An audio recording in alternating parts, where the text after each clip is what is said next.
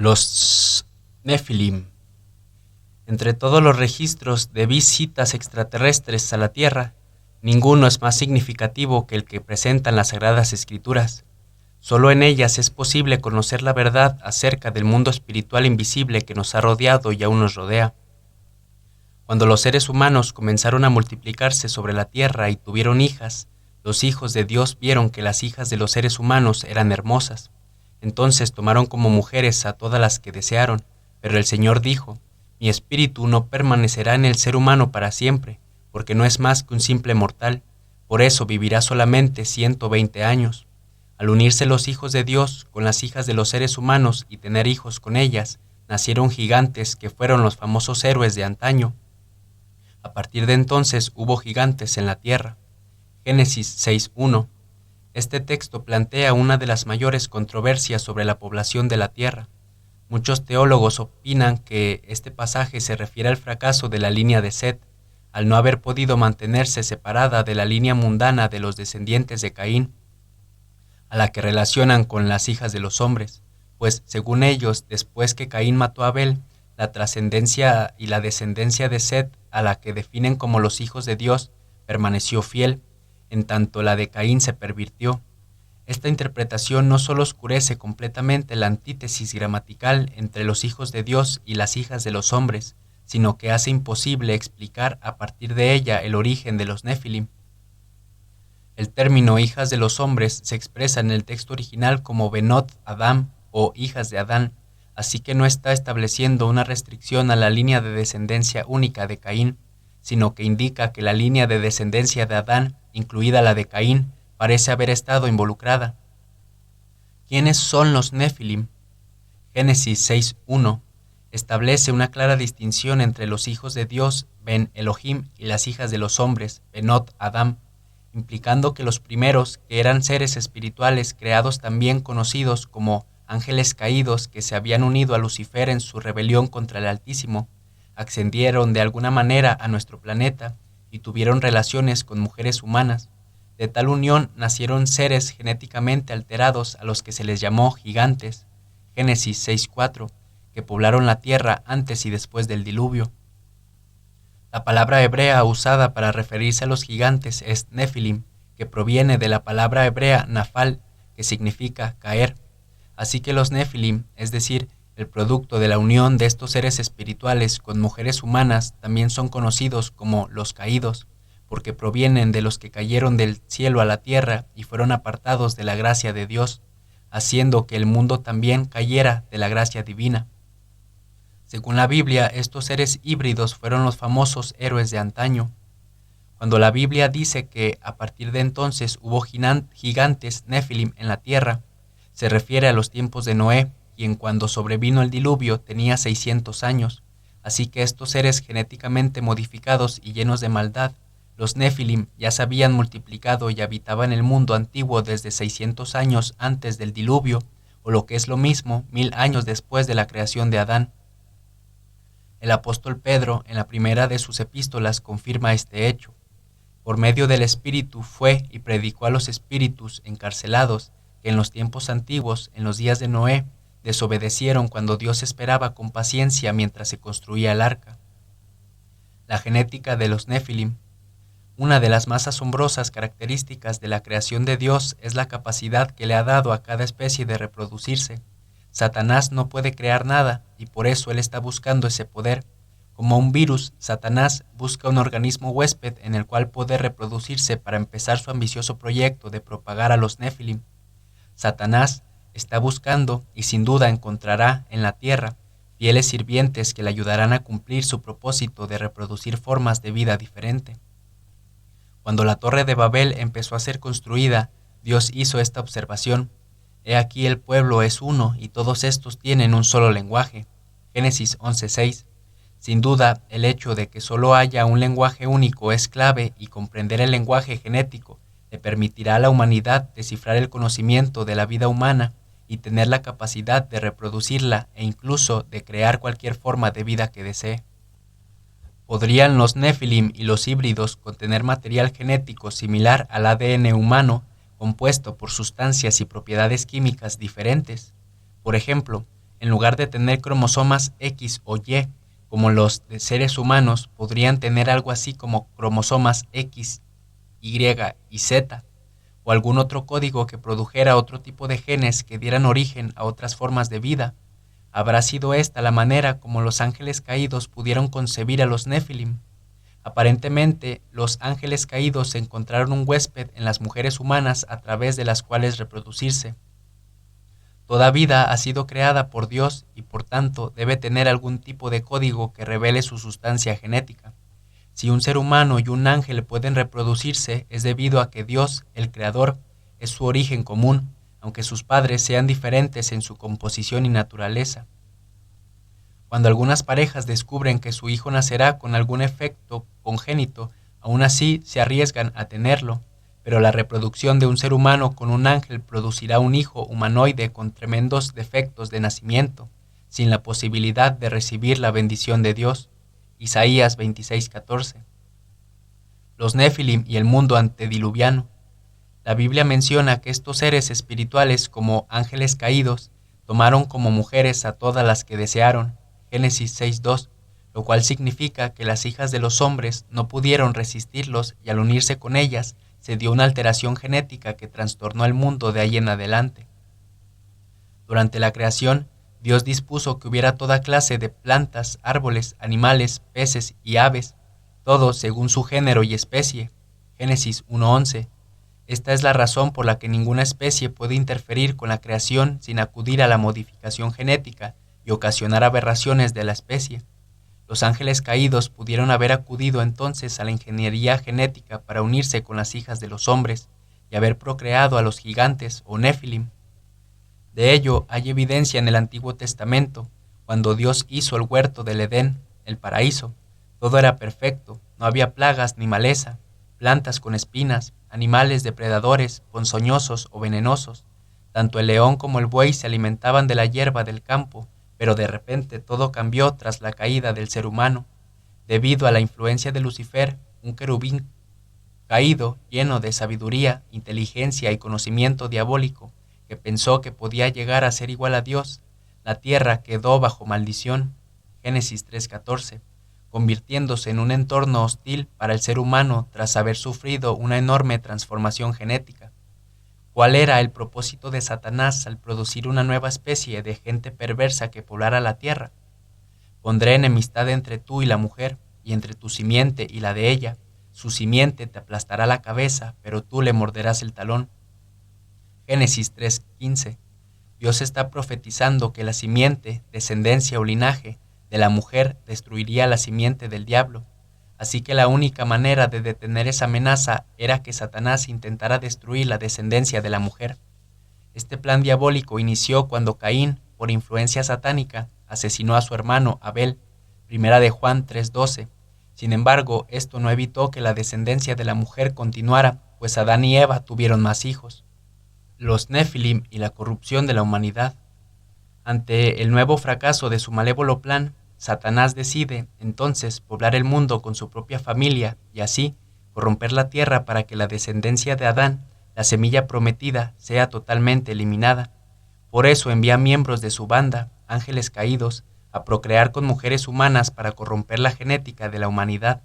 Estos no fueron hijos normales u ordinarios, sino de seres espirituales no humanos cuyas intenciones no eran otras más que robar, matar y destruir. Juan 10:10. Estos eran los Nefilim. Es a partir de la aparición de los gigantes o Nefilim que la Biblia menciona que la maldad del ser humano en la tierra era muy grande y que todos sus pensamientos tendían siempre al mal, Génesis 6:5, y que la tierra estaba corrompida y llena de violencia, Génesis 6:11. La palabra hebrea para maldad es ra, que significa perversión extrema, maldad planeada.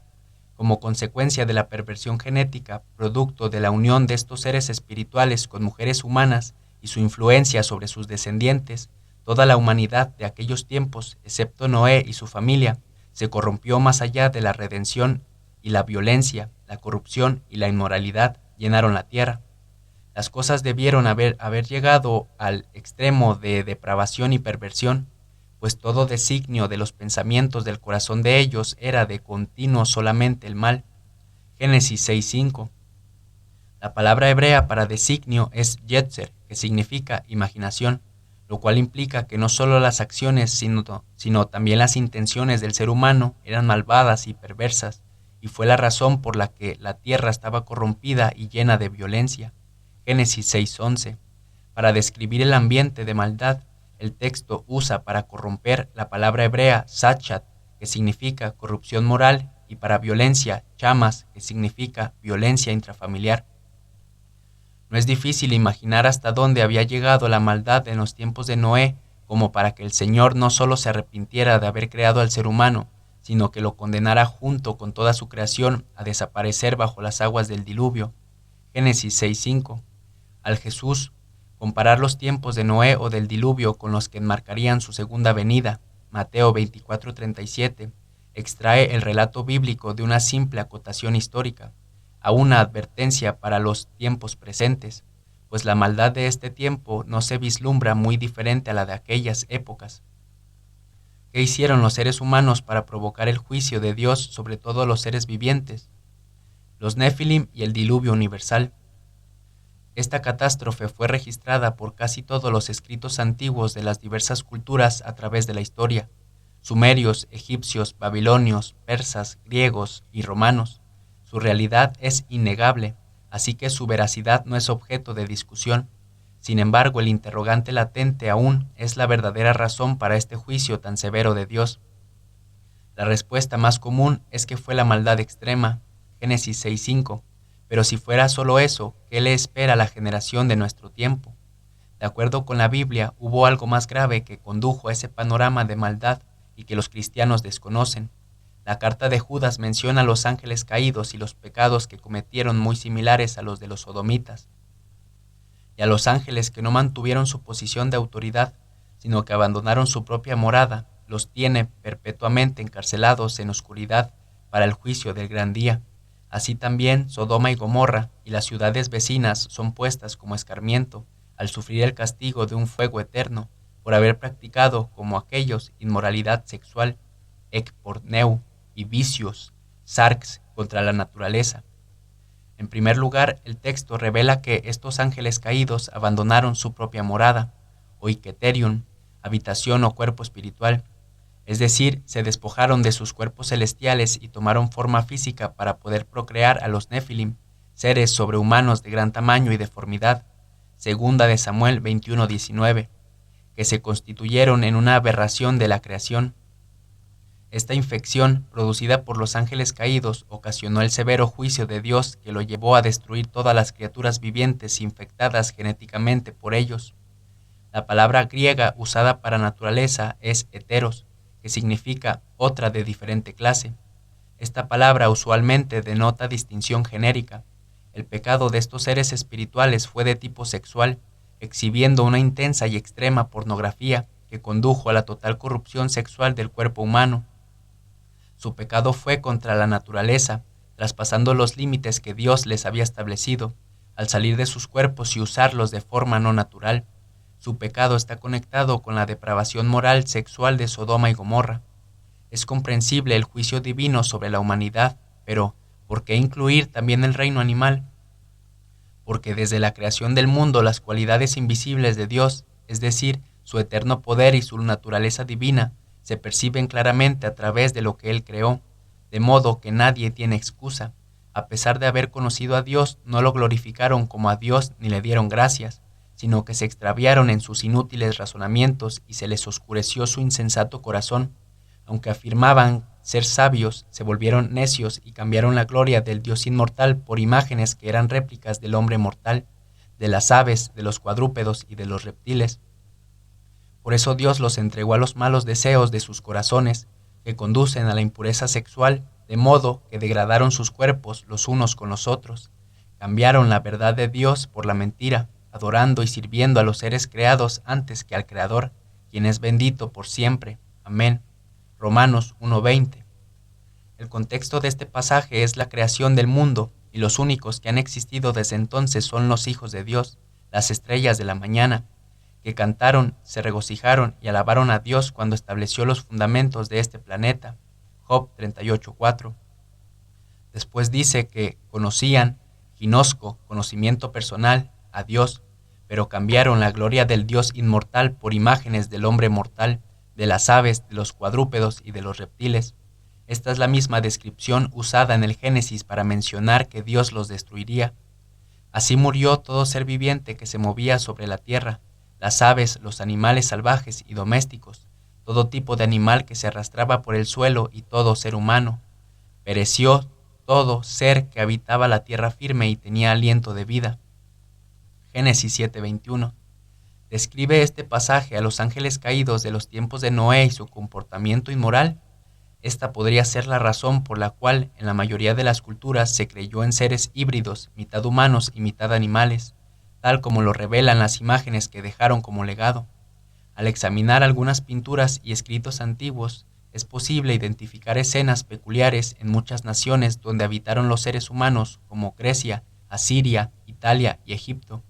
Algunas de estas imágenes son centauros, que eran mitad superior humana y mitad inferior equina, esfinges, que representan una cabeza humana unida al cuerpo de un león, sátiros, un engendro mitad superior humana y mitad inferior de chivo, sirenas, cuya mitad superior es cuerpo de mujer y la mitad inferior de pez. Los hijos de Dios o ángeles caídos de los tiempos de Noé no solo se depravaron moralmente, sino que también interfirieron genéticamente a los animales, aves y reptiles, convirtiéndolos en objetos de adoración. Sin duda, la influencia maligna de estos seres llamados ángeles caídos llegó al punto de haber interferido con el ADN de todos los seres vivientes, cambiando su estructura genética a como son actualmente. En consecuencia, cuando estos ángeles caídos se unieron a las mujeres, debieron utilizar igualmente algún tipo de ingeniería genética para embarazarlas y procrear con ellas una generación de monstruos aberrantes llenos de maldad, los Nefilim. En el curso de algunos cientos de años, durante la vida de Noé, los Nefilim contaminaron al mundo entero con su inmoralidad, perversión y violencia, buscando principalmente destruir a las familias. Solo 8 almas fueron salvadas de este juicio divino. Sin embargo, el agua del diluvio no eliminó a los ángeles caídos, pues eran seres que abandonaron su propia morada, es decir, sus cuerpos espirituales, a los que ya no podían regresar. Por esta razón, Dios los confinó al Tártarus, donde esperarán el juicio. Los Nefilim después del diluvio. Uno de los mayores cuestionamientos respecto a los gigantes es su aparición después del diluvio. Si ellos no fueron salvados y nada fuera del arca sobrevivió, su aparición en la escena bíblica posterior al diluvio es una incógnita. La Biblia menciona que después del diluvio los Nefilim continuaron en el mundo. A su regreso de Egipto, Abraham y Sara se establecieron de nuevo en Canaán, que estaba poblada por varias tribus y reinos de gigantes, entre ellos los refaitas, los somsomeos y los emitas. Génesis 14:5. La palabra emita, que significa terribles o temibles, vuelve a ser mencionada luego con otro grupo de gigantes llamadas los anaquitas o descendientes de Anac, Deuteronomio 2:10, que era descendiente de Arba, que en hebreo significa la fuerza de Baal. A su vez, Arba era descendiente de Et, hijo de Canaán, y nieto de Cam, hijo de Noé. 7 años antes de la edificación de Zoán en Egipto, Arba construyó Hebrón, que antes se llamaba Kiriat Arba, es decir, la ciudad de Arba. Hacia el año 1490 a.C., cuando Moisés guiaba a los israelitas hacia la tierra prometida, Aimán, Sesai y Talmai, descendientes del gigante Anac, vivían en Hebrón. Al enviar a los 2 espías para reconocer el territorio de Canaán, ellos regresaron con el reporte de haber visto gigantes allí, Números 13:32. Y subieron al Negev y vinieron hasta Hebrón, y allí estaban Aimán, Sesai y Talmai, hijos de Anac. Hebrón fue edificada 7 años antes de Zoán, en Egipto, y llegaron hasta el arroyo de Escol, y de allí cortaron un sarmiento con un racimo de uvas, el cual trajeron 2 en un palo, y de las granadas y de los higos. Números 13:22. Algo igualmente interesante de este pasaje es la referencia al racimo de uvas, el cual debió ser cargado por 2 hombres. ¿Acaso estos gigantes descendientes de los Nefilim y de mujeres humanas practicaban ya la ingeniería genética o la genética modificada? Debido a que estos gigantes eran descendientes de los Nefilim, tenían poderes sobrenaturales y mayores conocimientos que los del resto de la humanidad. Las proporciones de estos seres debía ser exigente la producción de alimentos, así que, si ellos eran seres genéticamente modificados, una posibilidad es que también lo fueran sus cosechas y ganados. La escritura a continuación describe los pueblos y reinos de gigantes de quienes hablaron los 12 espías enviados por Moisés a explorar la tierra de Canaán, y entre quienes estaban José y Caleb. Los semitas habitaron en ella antes, pueblo grande y numeroso, y alto como los hijos de Anac. Por gigantes eran ellos temidos también, como los hijos de Anac, y los moabitas los llamaban emitas. Y en Seir habitaron antes los horeos, a los cuales echaron los hijos de Esaú. Tú pasarás hoy el territorio de Moab a Ar, y cuando te acerques a los hijos de Amón, no los molestes ni contiendas con ellos, porque no te daré posesión de la tierra de los hijos de Amón. Pues los hijos de Lot la he dado por heredad. Por tierra de gigantes fue también ella tenida. Habitaron en ella gigantes en otro tiempo, a los cuales los amoitas llamaron sonsomeos, pueblo grande y numeroso y alto, como los hijos de Anac, a los cuales Jehová destruyó delante de los amonitas. Estos sucedieron a aquellos y habitaron en su lugar, como hizo Jehová con los hijos de Esaú que habitaban en Seir, delante de los cuales destruyó a los horeos, y ellos sucedieron a estos y habitaron en su lugar hasta hoy, y a los habeos que habitaban en aldeas hasta Gaza.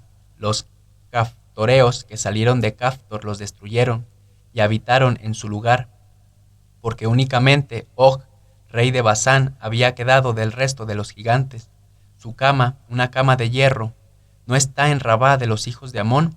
La longitud de ella es de 9 codos, 4 metros y medio, y su anchura de 4 codos, 2 metros. Y el resto de Galaad y todo Basán, del reino de Og, toda la tierra de Argob, que se llamaba la tierra de los gigantes, lo di a la medida de la tribu de Manasés. Deuteronomio 2:10. La palabra oreo significa troglodita, o los que moran en cuevas. Habitaban el monte Seir y estaban relacionados con los emitas y los refaitas. La palabra sonsomeo significa poderoso o vigoroso. Moraban en la tierra de los amonitas y estaban relacionados con los refaitas. Finalmente los israelitas derrotaron a otro gigante llamado Og, rey de Basán. Cuando Josué entró a Canaán, recibió la orden de exterminar a todos los hombres, mujeres y niños de ciertas tribus. Josué 6:17. Esto parecería demasiado severo, a menos que en ese tiempo, en Canaán, se hubiera propagado la infección genética de los gigantes. Ellos fueron un obstáculo para los israelitas en la conquista de la tierra prometida, lo cual habla de los poderes de Satanás detrás de ellos y de su presencia allí. Pero, ¿cómo aparecieron los Nefilim después del diluvio? Una de las maneras pudo haber sido a través de alguno o algunos de los sobrevivientes, es decir, de quienes fueron salvados de las aguas e iban en el arca. Noé y su esposa eran genéticamente puros y por tanto sus hijos también, pero tal vez una de sus nueras habría estado contaminada o heredado la contaminación de sus padres. Génesis 6:2. De la misma manera que hoy un bebé puede nacer con el virus del SIDA si su madre o su padre hubieran sido portadores de este. Sin embargo, esto plantearía nuevos interrogantes. ¿Por qué Dios permitiría que alguien genéticamente contaminado entrara en el arca?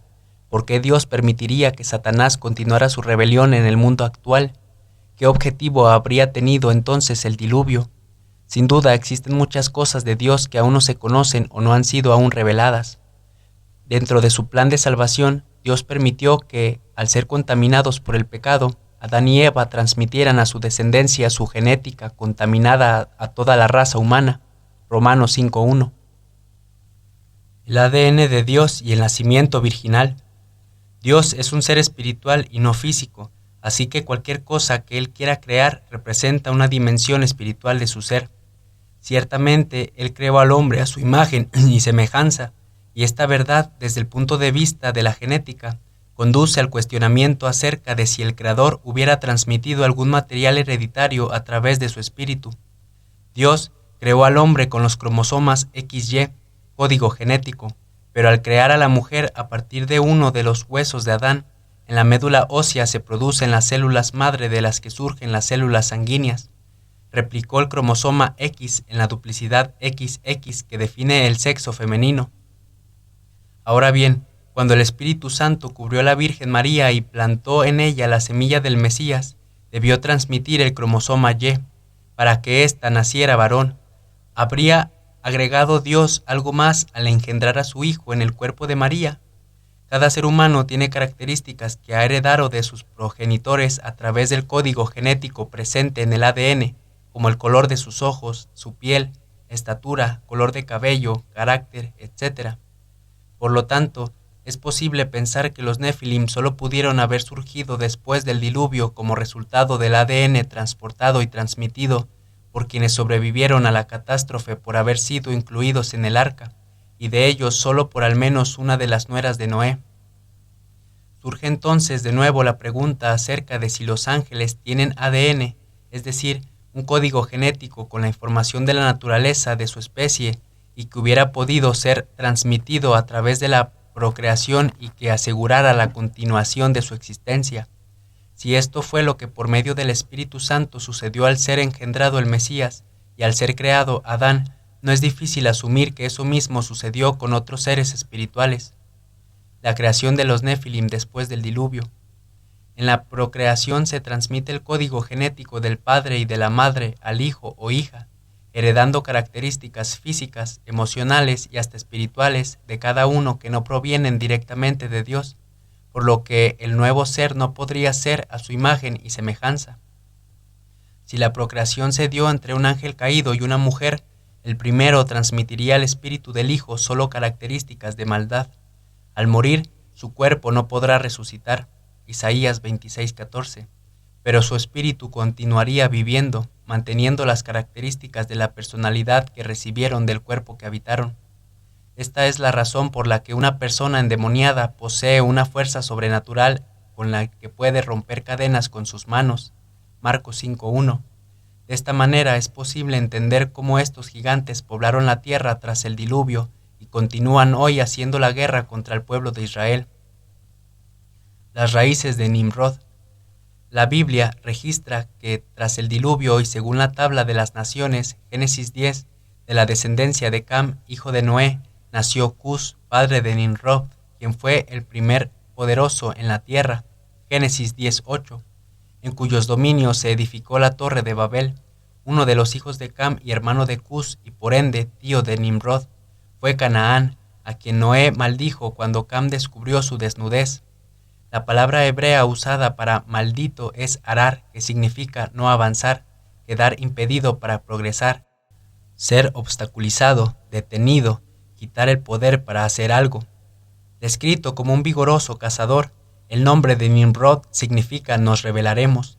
Es posible que por la maldición de Noé, el ADN de la descendencia de Cam haya sido contaminado. Sin duda, pues todos sus descendientes fueron de carácter maligno. Éxodo 20:5. Canaán engendró a los pueblos cananeos, entre ellos a los amorreos, que fueron una tribu de gigantes contemporáneos a Nimrod.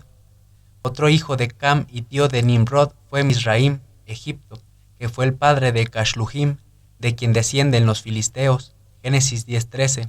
Entre los filisteos hubo gigantes famosos como Goliat, de la ciudad de Gat, primera de Samuel 17:4.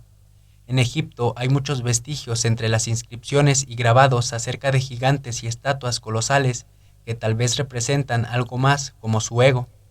Después del diluvio y hasta la conquista de la tierra prometida, hubo el suficiente tiempo para que los portadores del ADN de los Nefilim crecieran y se extendieran para dominar estos territorios. ¿Pudieron tal vez esas numerosas tribus que habitaron Canaán, enlistadas en Génesis 15:19, ser contaminadas por los genes de la esposa de Cam? Si así fue, es lógica la orden que Dios le dio a los israelitas de exterminar a aquellos pueblos. Con el tiempo, el nombre de Nimrod se convirtió en sinónimo del gran adversario de Dios, el anticristo, Daniel 11:36. En la Septuaginta, la palabra vigoroso, del hebreo gibor, fue traducida como gigante. La Torre de Babel fue, por tanto, un intento de tipo religioso, astronómico y geopolítico de Nimrod por controlar los cielos.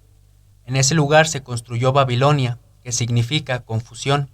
La aparición de este personaje representa el espíritu arrogante y desafiante de la humanidad que excluye a Dios de todos sus planes. Salmo 2:1. La contaminación animal.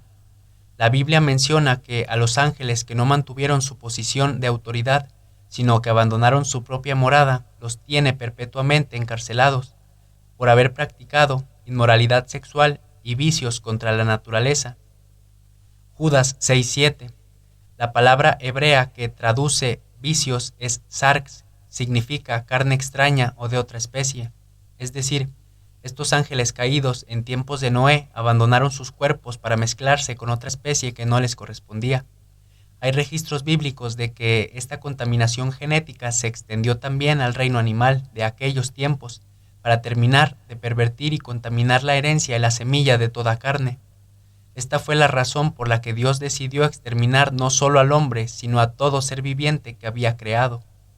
Génesis 6:7. ¿Estuvieron acaso los ángeles caídos involucrados sexualmente con algunos animales? ¿Con qué propósitos?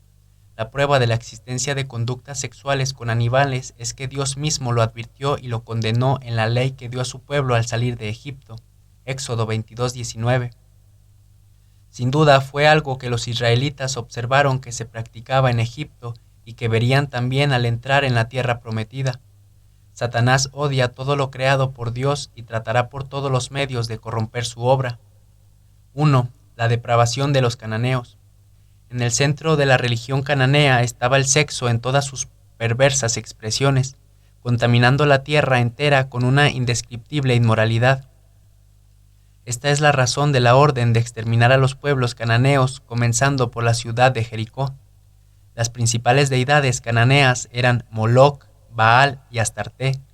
Baal estaba asociado con el sol, Astarté era la diosa de la fertilidad y el sexo, y Moloc era la versión cananea del dios egipcio del mal, Set, una deidad adorada durante las ceremonias con sacrificios humanos, canibalismo y orgías homosexuales. Energizados por los demonios, la adoración de estos dioses era extremadamente cruel, así que si Dios iba a darle estas tierras a su pueblo, debía primero limpiarla de toda esta maldad.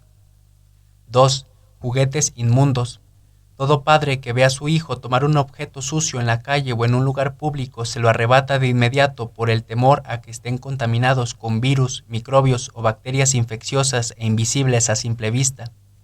Los niños, y especialmente los bebés, no tienen el discernimiento para identificar lo que pueden llevarse a la boca o no, lo que pueden tocar o no. El Padre Celestial no es muy diferente con sus hijos y está atento a los que ellos tocan y si pueden hacerles daño, enfermarlos o destruirlos, tanto de manera física como en una dimensión espiritual. De hecho, la primera advertencia y mandamiento se observa en Génesis 3:3, y es la razón por la que Dios, bajo el antiguo pacto, le dio a Israel una lista de regulaciones sanitarias, morales y civiles. Con ello, Dios les quiso decir que el problema era la contaminación física y espiritual de la especie humana, con la semilla de Satanás transmitida a través del pecado de Adán y Eva, los Nefilim y la mitología. Muchos historiadores, arqueólogos y antropólogos y científicos creen ahora que mucho de lo que se conoce como mitología tiene fundamentos en hechos verdaderos. Escritos de las culturas griegas como la Teogonía de Hesíodo o la Ilíada y la Odisea de Homero, romana como la Eneida de Virgilio, egipcia como el Libro de los Muertos y mesopotámicos como las tabletas de Babilonia, sobre la creación y otras cosmogonías proporcionan muchos de los registros históricos disponibles. En ellos se encuentran relatos que describen situaciones donde los dioses bajan del cielo, toman mujeres y procrean hijos poderosos y fuertes.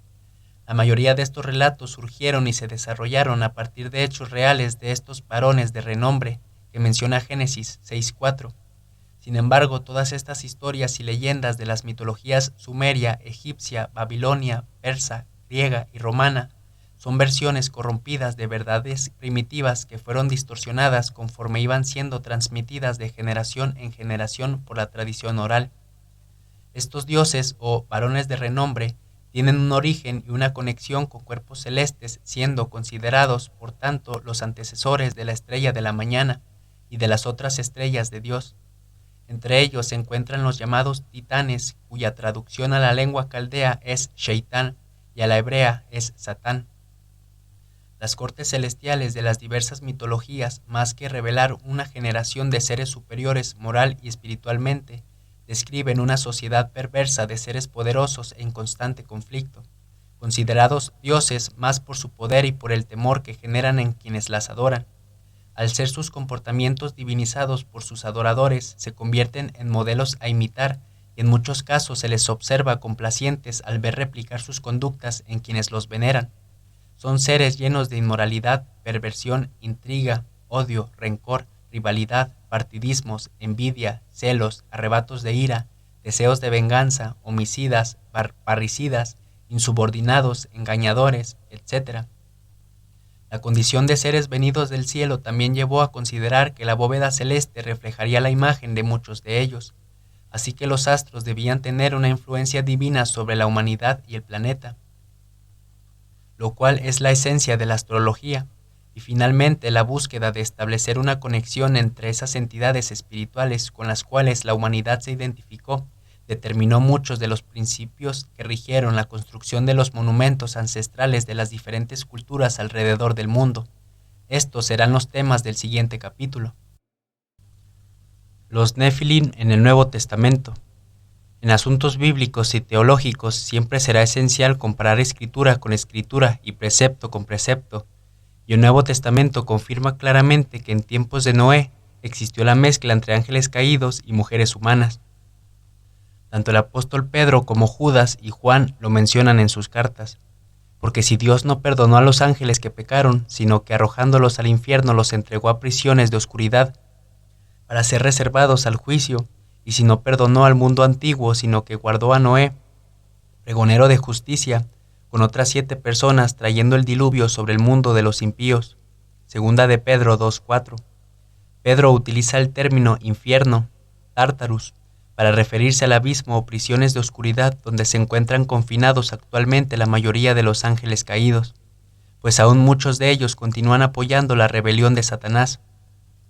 Finalmente, y como se mencionó antes, Judas, el hermano del Señor, también se refiere en su epístola a los ángeles caídos que abandonaron a su propia morada para practicar vicios contra la naturaleza. Es interesante que la palabra traducida por morada se refiere a sus cuerpos celestiales. Esta palabra solo es usada 2 veces en el Nuevo Testamento y se refieren al cuerpo como morada del Espíritu. Los Nefilim y su destino. Algunos teólogos asumen erróneamente que los demonios del Nuevo Testamento son los mismos ángeles caídos. Sin embargo, hay una gran diferencia entre unos y otros. Los ángeles tienen la facultad de materializarse, excepto los que ya se encuentran en el Tártarus, en tanto que los demonios necesitan desesperadamente encontrar un cuerpo humano o de animal para encontrar reposo. Por tanto, y debido a su naturaleza, los Nefilim no podrán resucitar. Y la Biblia afirma que físicamente fueron exterminados por David. ¿Qué sucedió con sus espíritus durante el diluvio? Durante el diluvio universal solo hubo 3 grupos de personas que enfrentaron el juicio de Dios. Los que murieron durante el diluvio, los que fueron salvados del diluvio, Noé y su familia, los que fueron evacuados antes del diluvio, Enoc. No hay duda de que el periodo antediluviano, desde que Caín mató a Abel y hasta los tiempos de Noé, fue de gran violencia e inmoralidad, pero lo peor fue cuando los ángeles caídos trataron de alterar la genética humana al mezclarse con mujeres para procrear los monstruos llamados Nefilim, conduciendo a una contaminación masiva del ADN humano y animal, lo cual provocó el severo juicio de Dios. El diluvio no solo destruyó la maldad en el mundo, sino también la contaminación genética causada por los ángeles caídos, excepto por el remanente que al parecer fue transportado en el arca de Noé, y que subsiste para llevar a cabo la estrategia satánica para el final de los tiempos.